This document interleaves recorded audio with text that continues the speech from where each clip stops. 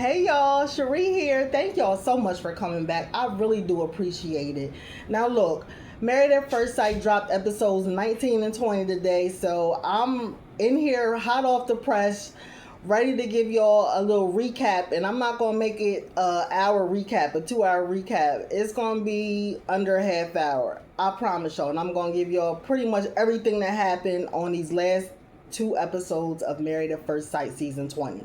Now we got decision day, we got a reunion, we got apologies, non-apologies, pickleball, we got an ice cream maker, we got a wife who thought her husband, who said they thought that her husband was the officiant at first. So I ain't gonna hold y'all hostage, child. We're gonna talk about who stayed married, who got divorced, what came out at the reunion, and then I'm just gonna get out of here, all right? So, because decision day was 2 hours of television, 1 hour of television, whatever, I'm not going to give y'all an hour on decision day, which was episode 19. This is what happened. Michelle and Cameron, which we already knew, said yes. Belle Jolie and Mecca said yes on decision day. Tori and Felipe, nah. Marissa and Adam, nah. Nikki and Dr. Sean, now what y'all think? Now stop. Don't even play with me like that. We already knew about Caitlyn and Devin. We already knew about Nick and Courtney. So, boom. There goes episode 19, child. Now, I knew Tori and Felipe. I knew Tori was going to say no. And everything that she revealed after the cliffhanger from last week, I understood why. Tori basically told Felipe, look, I stood by you, I defended you, I believed in you, and you put me through hell, dog. And she stood on, everything that she said. Like, it's definitely a no for me. And I'm standing on everything that I've already said about Felipe. Now, like I said, I noticed a shift in him after Tori pulled back sexually. Now, I'm not saying Felipe forced her to do anything. I'm saying I watched this man be extremely physical with her, be very touchy, kissy, wanting intimacy. They finally have sex. She pulls back because she felt like they moved faster than she would have liked, and she was uncomfortable. After that, all of a sudden, you hearing about him wanting to be with other women. The relationship ain't fun. I gotta walk on eggshells around her. I can't be myself. Maybe she not my person. I don't know. I do know. I don't know. I do know. Sir. Anyway, never bought it. So Marissa and Adam, they had a very peaceful decision day, even though they both decided no. Marissa wrote a letter. She read the letter, stood on her decision, basically, accepted, look, we not each other's person. And Adam did seem to be emotional too, and I believed it. Maybe I'm wrong, but I also think that he knew that he didn't want to be married to Marissa, so he gave her an ice cream maker as a goodbye gift, child. Now remember that ice cream maker, because somehow this damn thing is going to come back into the story. So Nikki and Sean, absolutely not. And child, their decision day was once again another tit for tat argument. Thing with them is that's been their problem all along. You hurt me. Well, you did this to me. Okay, but you did that. Well, remember when you did this? Enough. Neither one of them was perfect in the marriage, and we're going to come back to that because the reunion became very heavily weighted against Sean. Belle and Mecca. Now, this one surprised me because I really, really felt like Belle was going to stand on business and not try to not hurt Mecca's feelings, so to speak. So she said yes, Mecca said yes. They left decision day married, but child, again, like I noted in the beginning, that it did not stay that way, and that brings us to the reunion, child. Now, first of all, they brought out everybody like they was walking down the aisle again, child, which was weird, but okay. So the families are in the audience, and you could immediately tell something changed because most of the married couples aren't even sitting together, child. Now, except for Michelle and Cam. Michelle and Cameron is sitting together. Now, I love that for them. And after filming, we find out that unfortunately Michelle did get laid off, but that meant that she was able to move with Portland and Cam. So instead of him constantly making that 3-hour drive between Portland and Seattle, they were able to finally live together. And one thing that I thought was cute as well, he also decided to propose to her. I want to propose to her. I want both of us to have that experience of, me being able to get down on one knee and propose, and her receiving a nice proposal. So, we already had the traditional experience, and Married at First Sight skipped everything before that. So he got another ring. He planned a surprise proposal. He was nervous and shaking. And look, they already married, but you nervous again. So cute. They said their first year together had been incredible. Later, like I said, they did explain, go a little bit deeper into her health issues and what the result of that is. They also explained later on how their marriage survived. And honestly, I think they accidentally explained the entire season. Cam was like, before this experience, pretty much if he saw something that he deemed a red flag, he would be like, I'm done. Excuse me, y'all. I had to feed Bear. So, like I was saying, Cam was like, before the experiment, if any red flag he's seen, he was out. This must not be my person if it's red flags. And I'm going to leave. So, with Michelle, he learned that, okay, this scares me. This bothers me. I'm insecure about this. Let me talk about it. And Michelle created an environment where he felt safe saying that. So Michelle said that the therapy sessions pretty much helped them learn how to communicate the right way. And when you compare that, to everybody else, that's a big difference. Now, some couples had conflict and retaliated. Some withdrew. Some got defensive. Some started keeping score. But Michelle and Cameron had uncomfortable feelings. They talked about them, and they worked through them. Now, Michelle also shared something deeply personal, like I was saying. We all remember that Michelle was like fertility was a major concern for her. So she had previously frozen 5 eggs. She revealed that this past May, she had a hysterectomy. So she did get emotional talking about it, but she, was like, listen, I'm at peace, with everything that happened on decision day. Since decision day, I'm feeling a lot better.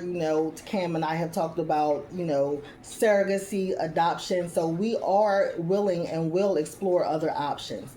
She also discussed how a lot of women experience reproductive health issues, and she talked about how important it was for her to be upfront with Cameron about her health issues when they were at the beginning of their relationship.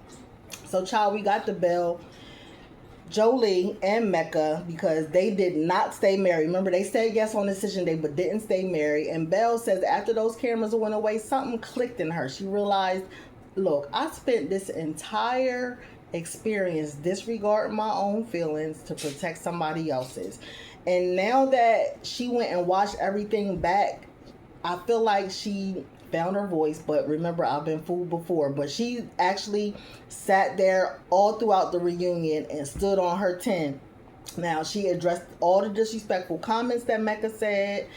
She talked about when he talked about her looks, having the bigger breasts. And in all of that, she felt like those comments were meant to attempt to humble her in some way. So Mecca, he initially got caught up in, that's not exactly how I said it. Adam asked me, what my dream woman looked like, and I was just like, thicker. And my whole thing is, he was talking in semantics. Now, your wife heard what you were saying, and you said something physically that she didn't have. And instead of just saying, you know what, that was disrespectful, we're litigating exactly how the sentence was constructed. Now, eventually, Mecca did give Beljolie what I thought was one of the better apologies of the night. He acknowledged that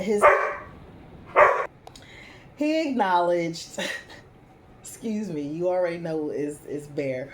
So he acknowledged that, at times his commentary was disrespectful, unnecessary, and diminishing.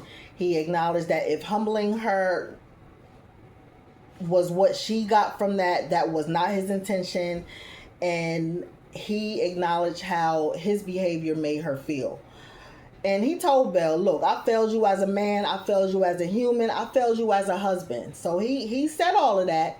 And he also thanked her for the grace that she had given him.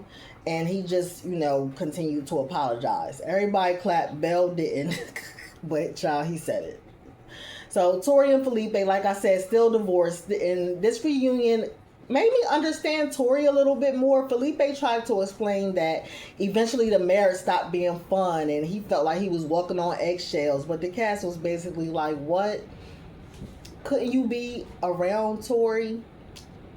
I mean, have you been around Tori? She actually liked you. She was just obsessed with you as you were with her. Like, stop. Like, it's not adding up. And none of that added up to him coming out and saying, I wish I could sleep with other women. I'm very indecisive about this. I don't know what I want. That's not her refusing to accept who you are or you having to walk on eggshells with her, sir. That's you saying, oh, she don't want to sleep with me no more. Then I'm thinking about all these other options. That's what that was. And you need to stop. Even his mom was upset. She got emotional. She's like, that's my son. I love him. But we were pissed at his comments. And we're here for him and we're here for Tori, as they need us. She's like, oh, my beautiful Tori. And Tori's getting emotional. And then the expert said something that took me completely outside of Marriage at First Sight for a minute. They pointed out to Felipe, dog, look at how your choices has affected everyone. Like the mom in the audience crying, Tori's tearing up, seeing the mom get upset because things didn't work out. And it just kind of brought me back. Like, I've been learning these principles, and I'm not going to preach to y'all, but I've been learning these principles in church lately and in Bible study, that your actions don't only have repercussions for you. Sometimes people who love you end up hurting because of the decision that you made. They didn't even make the decision. It's something that you did or said, Sometimes somebody that you love is standing in the field where you calling yourself growing and sowing the seeds. So you got to just be mindful of what you sowing and what you trying to grow. All right, I'm done preaching. Back to the mess. Now, eventually, Paul told Tori that, look, girl, I know things ain't work out with Felipe, but your DMs is about to be on fire. And they are. So I say fly, Tori, fly, child. Now, listen, Marissa and Adam. Now, we see Adam. Adam got on a sling, child, on a reunion because apparently he went skiing in the snow, not jet skiing, and caught himself trying to do a backflip. He had the full send it, child, and he couldn't.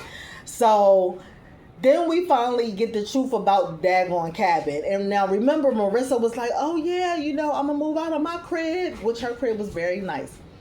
I'm gonna move out of my crib. We're gonna move into Adam's, just stay there about a year and save money. Then we gonna buy a house. Liar, you are a liar.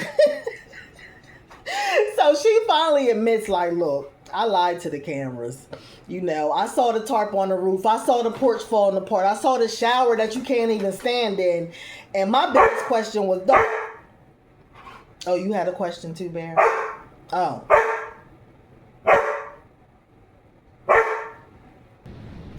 Marissa's biggest question was, you had your girlfriend living here? Girl, thank you, because we knew you wasn't living at Adam's $1 million home adjacent homeless encampment cabin, child.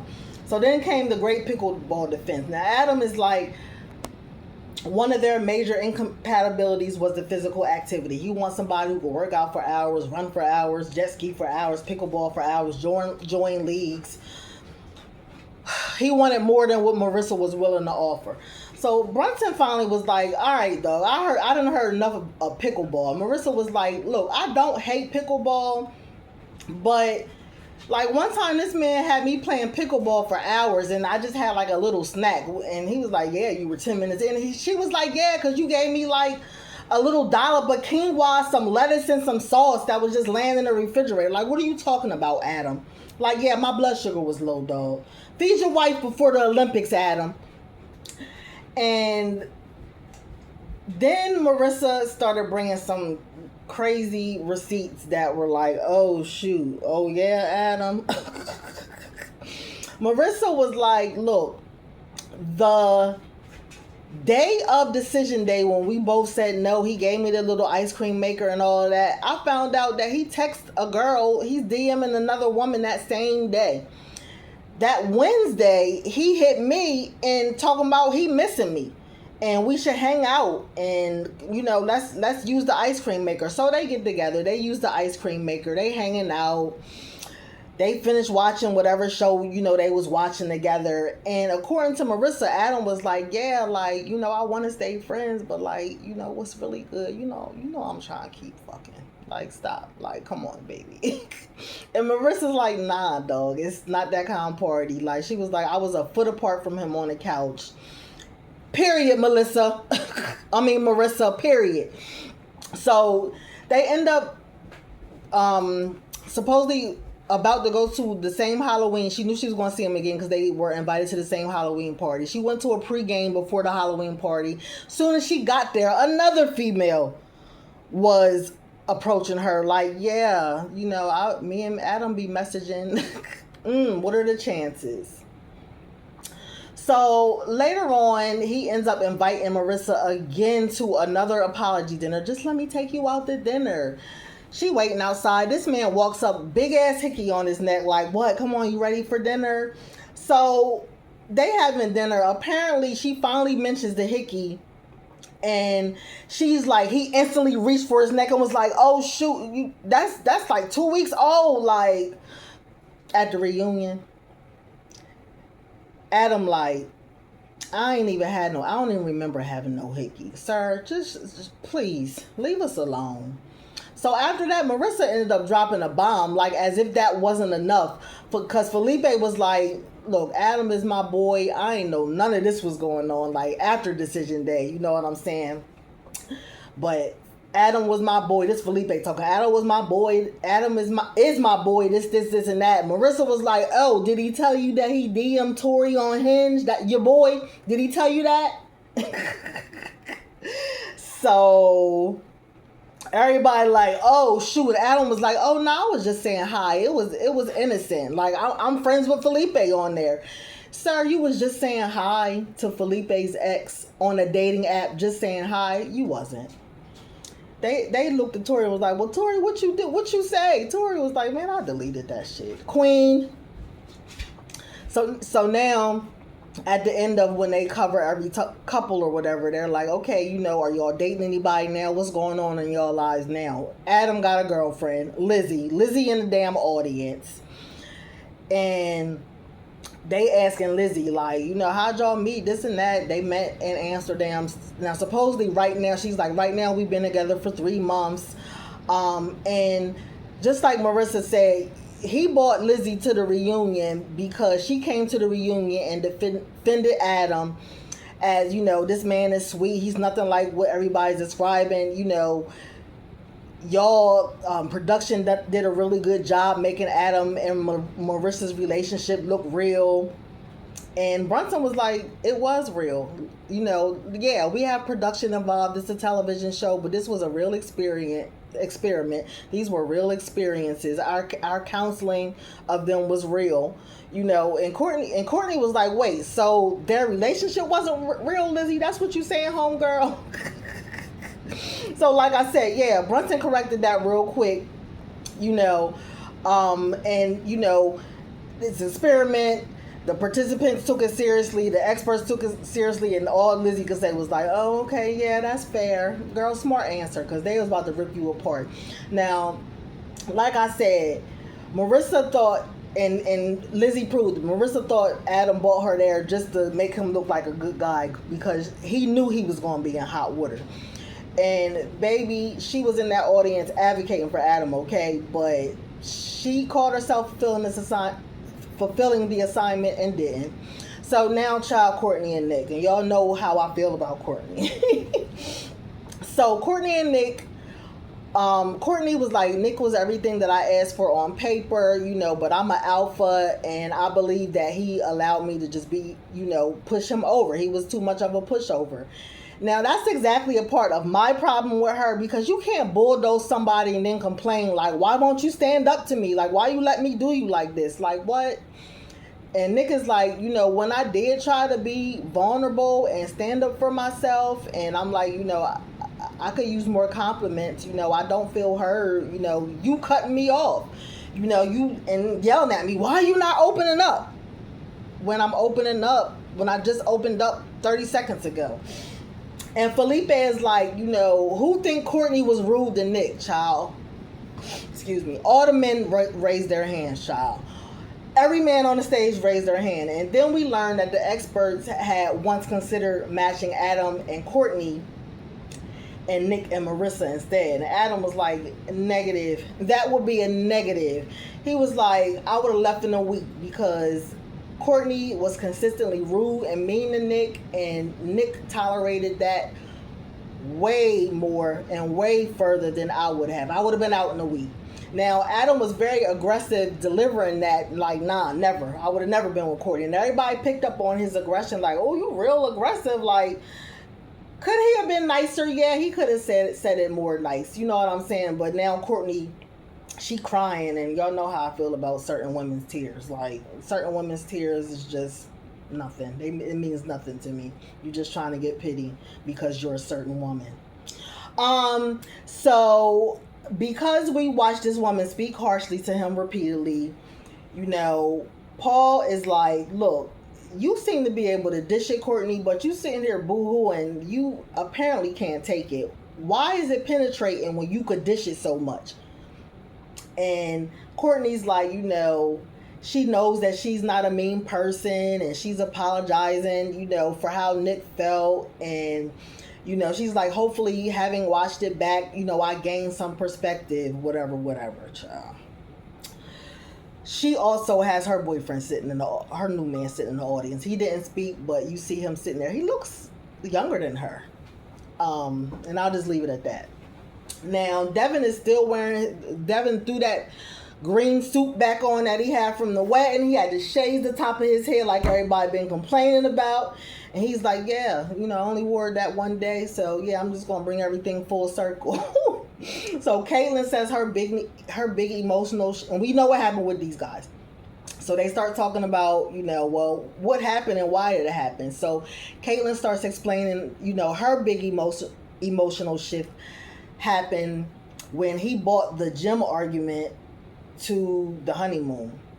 Like, you cannot let go of this. I did not wake you up for the gym thing.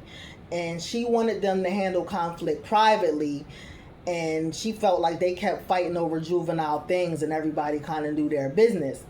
And Devin's whole description of the marriage was very, very simple. Hot, cold, hot and cold. I don't know.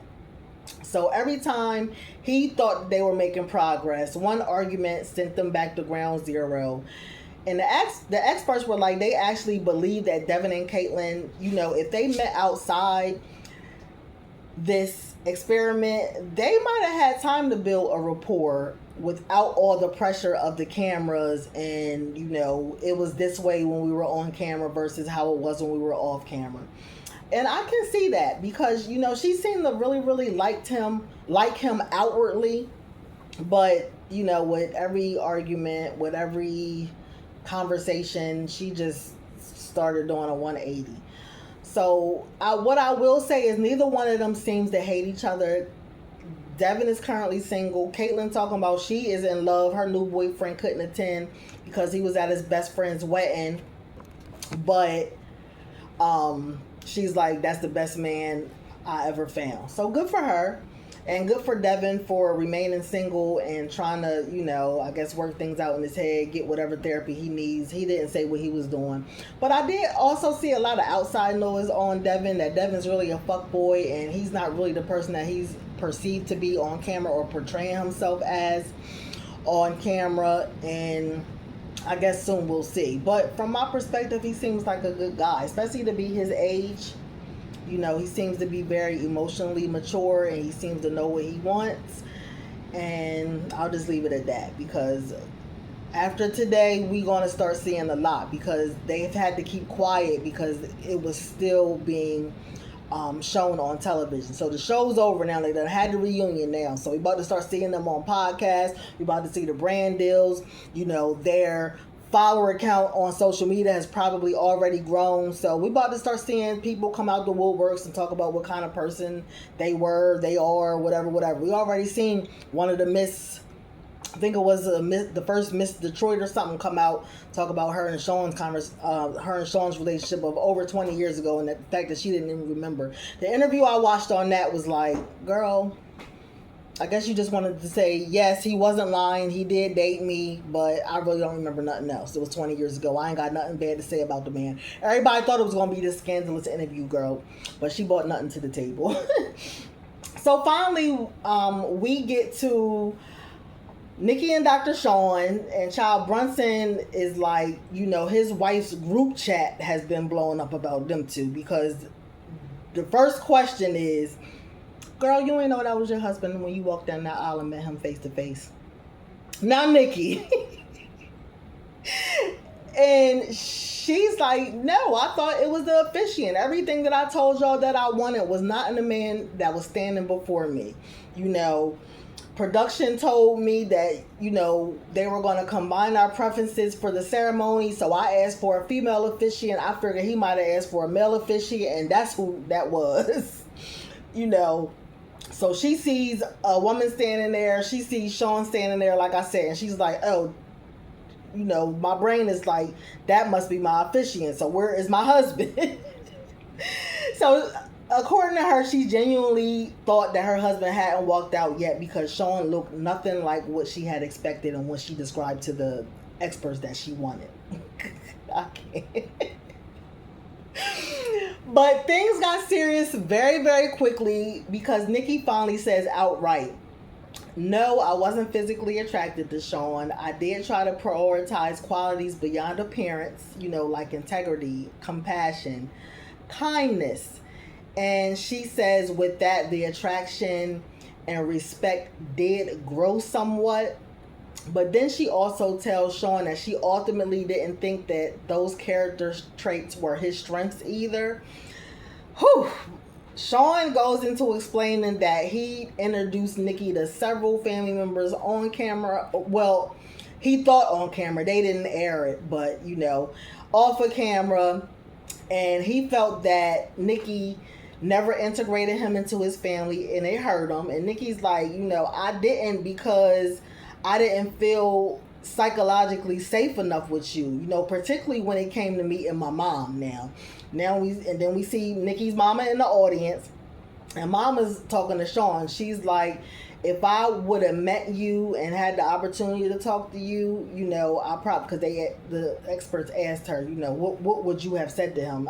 And she's like, I would have told you, to protect my daughter's heart. And from what I watched, Sean, I don't believe you protected my daughter's heart. Child, if everything hadn't exploded by now, everything exploded then. Because Nikki wanted Sean to simply apologize. She cussed at him a little bit. Sean is steadily explaining, I'm sorry you felt that way. And it got to the point the entire cast eventually got involved. They brought up the whole Seattle 10, New York 7 comment. His comments about Nikki's house, like, she bougie, but I seen bougier. The sexual conversation about Nikki not meeting his needs as a wife. And everybody's central criticism became, Sean, every time somebody confronts you, you explain before you take accountability. You never take accountability. You just explaining your perspective and not even apologizing, just saying, I'm sorry if that hurt you. Even Mecca and Devin told him, like, you literally advised me backstage to shut up and take accountability. But every time you're confronted, there's a but this, but that. And that was his problem. He really didn't do himself any favors, but y'all know I try to remain balanced, and Nikki wasn't perfect in the marriage either. She wasn't perfect at the reunion special either, but she successfully got everybody on her side. In my opinion, Nikki could be manipulative. She could be combative. She interrupted him a lot. They both cut each other off a lot. There was ego on both sides. And I think sometimes Nikki is so articulate that she can build a very convincing argument about who somebody is rather than simply addressing what they did. So the reunion pretty much became, in that moment, everybody versus Sean. And Sean, like I said, he helped create the situation by refusing to just land the damn plane and say, I did it, I hurt you, I'm sorry.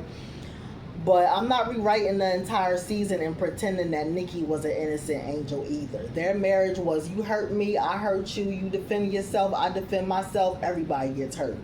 And that's why they needed to leave each other alone from the gate. Both said that they're currently single. And Sean is like, everybody, all the Lisa Leslies, all the women over 6'1" is in his DMs. And he ain't mad at it. So with that, I say good luck, sir. After all that, season 20 produced exactly one marriage that is still standing, and that's Cam and Michelle. Strangely enough, I think their relationship pretty much explains why everybody else's fell apart. They weren't perfect. They got scared. There was anxiety there. There was imbalance in incomes. There were uncertainties. There were incompatibilities with them. But instead of making every uncomfortable feeling proof that the other person was not their person, they learned how to communicate through it. And that's probably my biggest takeaway from the whole season. Not every disagreement means wrong person, right? Disrespect, lack of emotional safety, incompatible values, and inability to take accountability is what can ruin relationships and marriages. Those things, in my opinion, are what will eat a relationship alive. So I say congrats to Michelle and Cameron. I wish Belle, Mecca, Tori, Felipe, Marissa, Caitlin, Adam, Nick, Devin, Nikki, and Sean the absolute best in moving forward. And that was pretty much how everything ended. Dr. Lisa and Paul also let us know that they are starting their own podcast, and we're probably going to see some familiar faces, probably starting with the cast from season 20 of Married at First Sight. And child, next season going to be in Charlotte, child. Right here in North Carolina, child.